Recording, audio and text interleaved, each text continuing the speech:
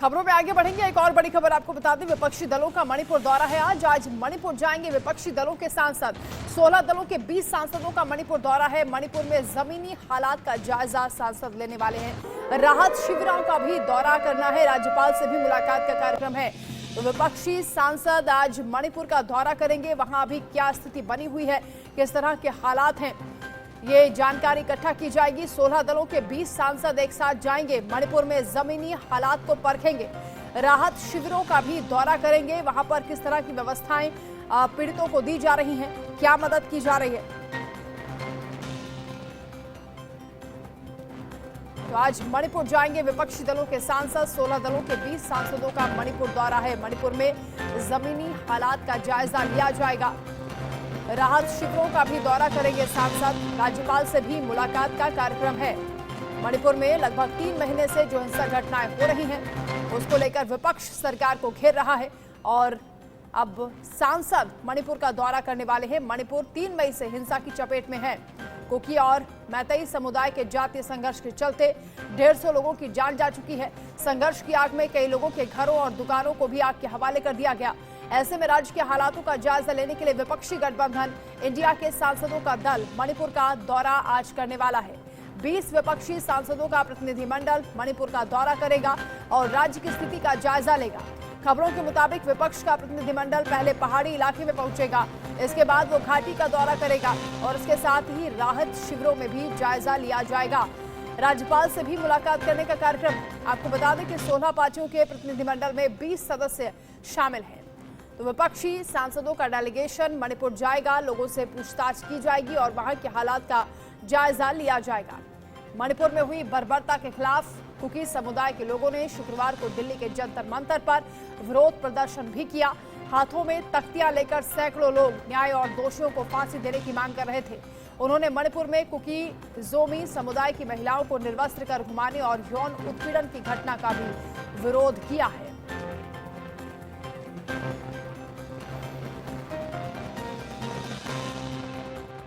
मणिपुर में हो रही हिंसा के बाद इस वक्त राजनीतिक जो गलियारे हैं वहां पर सरगर्मी देखने को मिल रही है। क्या ये वक्त है जब राजनीतिक गलियारों में सरगर्मी जैसी तस्वीर सामने आनी चाहिए या फिर मणिपुर के लोगों के साथ नेताओं को खड़ा होना चाहिए? इस सवाल के साथ आज हम आपको कुछ ऐसी तस्वीरें दिखाएंगे जिन तस्वीरों से शायद आप भी समझ पाएं कि मणिपुर की हिंसा कितनी भयावह है कि सैकड़ों की तादाद में मणिपुर से जो लोग हैं वो आज दिल्ली के जंतर मंतर में बैठकर धरना दे रहे हैं और कोशिश कर रहे हैं कि इस धरना के जरिए सरकार तक आवाज पहुंचे, क्योंकि लगातार बीरेन सिंह जो कि मुख्यमंत्री हैं मणिपुर के, उनकी कोई भी प्रतिक्रिया अभी तक सामने नहीं आई है। लगातार मणिपुर के लोगों का कहना है कि किसी तरह का कोई जो एक्शन है वो मणिपुर में दिखने को नहीं मिल रहा है और यही वजह है कि अपने बच्चों के साथ, यही वजह है कि अपने परिवार वालों के साथ मणिपुर के लोग आज सड़क पर उतरे हैं। आज परिस्थितियां है कि अपने आशियानों को छोड़कर वो सड़क पर बैठे हैं और गुहार लगा रहे हैं, मेरे मणिपुर को बचा लो, मेरे मणिपुर को बचा लो। अब तस्वीरें देखिए और तस्वीरों के जरिए समझने की कोशिश करिए, क्या बच्चे, क्या बुजुर्ग, क्या महिलाएं, क्या पुरुष, सब कोई एक कगार में बैठा है और लगातार यही नारे लगा रहा है कि हमारे मणिपुर को बचा लो। अब देखने ये है कि आखिर मणिपुर की हिंसा कब शांत होती है, कब सरकार उस पर एक्शन लेती है। फिलहाल गृह मंत्रालय ने भी सीबीआई को जो वायरल वीडियो था उसके जांच के आदेश दे दिए हैं, लेकिन जांच में क्या कुछ निकलकर सामने आता है ये देखने वाली बात है। के साथ सार्थक पांडे, इंडिया न्यूज, दिल्ली। जिस दिन से संसद में मॉनसून सत्र की शुरुआत हुई है, दोनों सदनों के अंदर रोजाना लगभग एक जैसी ही तस्वीर दिखाई दी। मणिपुर के नारे लगे, हंगामा होता रहा, शोर शराबा हुआ और फिर संसद का कार्यवाही को स्थगित करना पड़ा। मॉनसून सत्र के 7वें दिन भी यही सब कुछ हुआ। सुबह 11 बजे जब लोकसभा की कार्यवाही शुरू हुई तो महज 2 मिनट में ही स्थगित हो गई। लोकसभा शुरू होते ही 2 मिनट की तस्वीर किस तरह की रही, पहले आप वो देखिए। मेरा आपसे आग्रह है, जी उत्तर सभापटल पे रखा हुआ है। आप प्रश्नकाल को चलाना चाहते हैं या नहीं चलाना चाहते? प्रश्नकाल को सबका महत्वपूर्ण समय होता है। मेरा आपसे आग्रह है, मैंने सब दलों की बैठक में भी कहा है और फिर आग्रह करता हूं, अगर आप प्रश्नकाल नहीं चलाना चाहते, ये प्रश्नकाल आपका है, सरकार की जवाब देते होती है, आप नहीं चलाना चाहते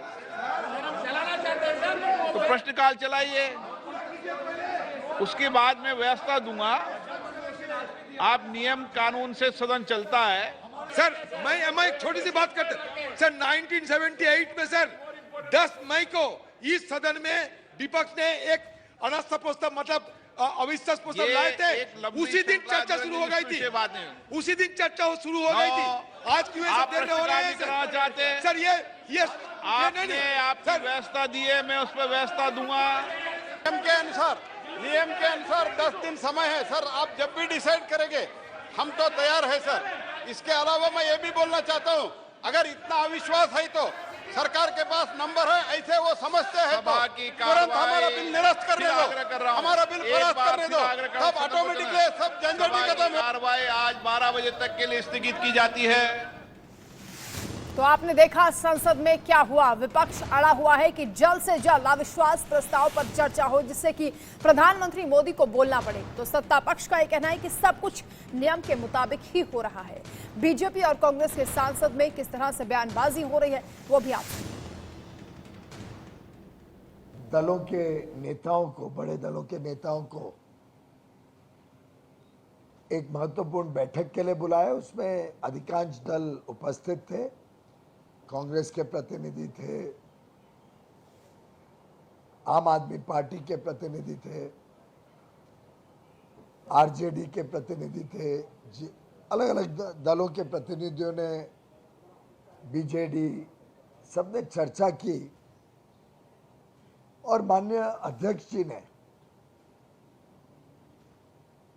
इस बात पर जोर दिया कि संसद अच्छी तरीके से चलना चाहिए। ये डायलॉग, डिबेट और डिस्कशन के माध्यम से जनता के गंभीर विषयों के ऊपर मंथन करने का फोरम है। उन्होंने सभी को ये राय दी कि अपने अपने शीर्ष नेतृत्व के साथ चर्चा करके इस लॉकजाम को खत्म करने का मार्ग निकाला जाए, पार्लियामेंट सुचारू रूप से चले, उसके लिए सभी लोग चर्चा में भाग लें। हमारे साथ कांग्रेस के वरिष्ठ नेता अखिलेश सिंह जी हैं। अखिलेश जी, मणिपुर जो इंडिया अलायंस के सदस्य लोग जो वहाँ जा रहे हैं, क्या है वहाँ प्रोग्राम आपका? नहीं, देखिए, हम लोग लगातार 267 के तहत चर्चा कराना चाहते हैं और प्राइम मिनिस्टर से आश्वासन चाहते थे। वहाँ का जो सिचुएशन है पूरे दुनिया में भारत की भद पिटी है, भारत का सम्मान गिरा है और ऐसी स्थिति में जब हम लोगों को नहीं सुन रहे हैं प्राइम मिनिस्टर, तो मणिपुर के भाई बहनों को उस स्थिति में नहीं छोड़ सकते। उनको लगना चाहिए कि नहीं, कोई उनके पीछे खड़ा है।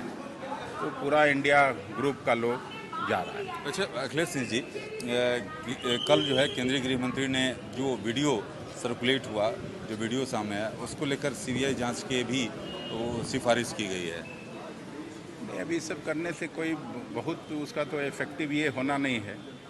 तो अपना ढकने तोपने का बात गृह मंत्री जी करते हैं, वही कर रहे हैं। धन्यवाद। Rakesh Kumar Singh, India news, Delhi. वो शांति से चर्चा में भाग नहीं लेते हैं और पारित करने के लिए कोऑपरेट नहीं करते हैं। हम ये जो भी उनका कंस्ट्रक्टिव सुझाव है हम लेने के लिए तैयार है, लेकिन बीच में all of a sudden no confidence लाया, इसलिए कुछ हमारा सरकारी बिजनेस ही नहीं चलना चाहिए क्या? और अगर हमको ये प्रेसिडेंट वगैरह के बारे में ऐसे बात करते हैं तो मैं बोलूँगा आप बिल आप परास्त कर दो, you defeat our bill, so then there is no question of no confidence bill at all. The same day government has to go. साथ कांग्रेस के वरिष्ठ नेता प्रमोद तिवारी जी हैं। प्रमोद जी, आप लोग जो है मीडिया को संबोधित कर रहे थे, जो ईडी के डायरेक्टर को जो कार्यकाल बढ़ाया गया उसको लेकर सवाल खड़ा करना है। देखिए, हम नहीं कर रहे, ये सवाल तो सुप्रीम कोर्ट ने खड़ा किया है। पहले कार्यकाल बढ़ाने से इनकार कर दिया है और कल भी सुप्रीम कोर्ट ने बहुत सख्त लहजे में कहा किसी सरकार में अगर शर्म हया हो तो उसको स्वीकार करना चाहिए था। उन्होंने कहा क्या आपके पास कोई काबिल अफसर नहीं? और उसके बाद भी आप उसे 1.5 महीने, आखिर 1.5 महीने की क्या बिहार सरकार, झारखंड सरकार और बंगाल सरकार, खासतौर से बिहार और झारखंड में महाराष्ट्र दोहराने की कोशिश है। एक दिन पहले धमकी दो कि 70,000 करोड़ का गुनाहगार वहाँ बैठा है और उसको ला के पूरे महाराष्ट्र की चाबी सौंप देते हो तिजोरी को वित्त मंत्री बनाकर। तो प्रमोद जी जो सवाल जो खड़ा कर रहे हैं आप लोग, तो ये जिस तरीके से जो ईडी को लेकर ईडी का बेजा इस्तेमाल लगातार हो रहा है, आप कह रहे हैं ईडी, सीबीआई, इनकम टैक्स, सरकारी एजेंसियों का गलत इस्तेमाल नहीं, बड़ा दुरुपयोग, बहुत दुरुपयोग। ये इनके फ्रंटल ऑर्गेनाइजेशन की तरह काम कर रहे हैं। धन्यवाद। Rakesh Kumar Singh, India news, Delhi. RJD के सांसद मनोज झा जी। मनोज जी, ईडी के डायरेक्टर के सेवा विस्तार को लेकर आप लोग सवाल खड़ा कर रहे हैं। सवाल तो माननीय सर्वोच्च न्यायालय ने भी खड़े किए थे, हम अकेले थोड़े ही हैं। आज आपके समक्ष सिर्फ मैं नहीं था, पूरा विपक्ष आया था। क्या कह रहा था आपसे? इनका विस्तार पूर्व में भी अवैध था और ये नया विस्तार मिला है औपन्यासिक आधार बना करके, कृत्रिम। लेकिन इनर कॉरिडोर में ईडी में भी चर्चा है कि इस व्यक्ति विशेष ने, महापुरुष ने, क्योंकि इनकी नज़र में महापुरुष, इन्होंने प्रॉमिस किया है कि जो महाराष्ट्र में किया गया वो बाकी राज्यों जैसे बिहार, बंगाल, झारखंड, दिल्ली, पंजाब में वो करने की कोशिश करेंगे। इन्होंने वादा किया है, उसी वादे के चक्कर में पड़ गए हमारे साहब। तो आप गंभीर आरोप लगा रहे हैं। लेकिन बिल्कुल गंभीर आरोप लगा रहा हूँ, आप देखिए 45 दिनों में क्या होता है। धन्यवाद। Rakesh Kumar Singh, India news, Delhi.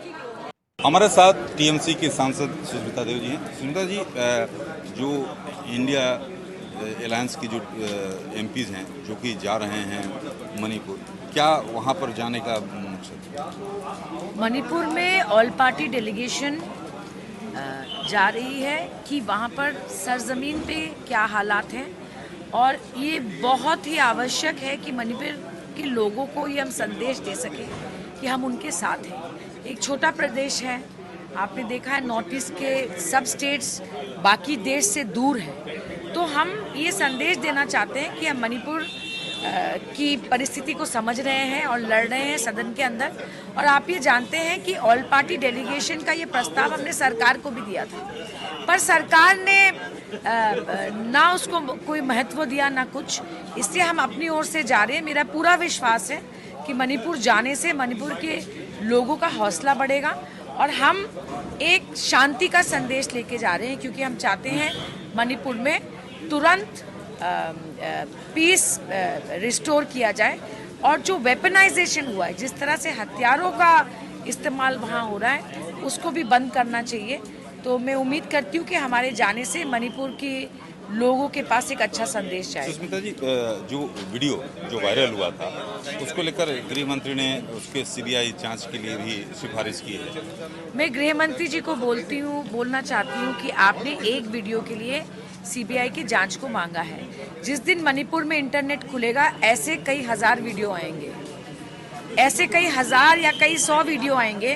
तो अमित शाह जी, आप इंटरनेट एक बार खोल के देखिए, आपको पूरे देश की जितने भी सीबीआई ऑफिसर्स हैं उनको मणिपुर में लगाना पड़ेगा, उसकी आप तैयारी करें। धन्यवाद। Rakesh Kumar Singh, India news, Delhi.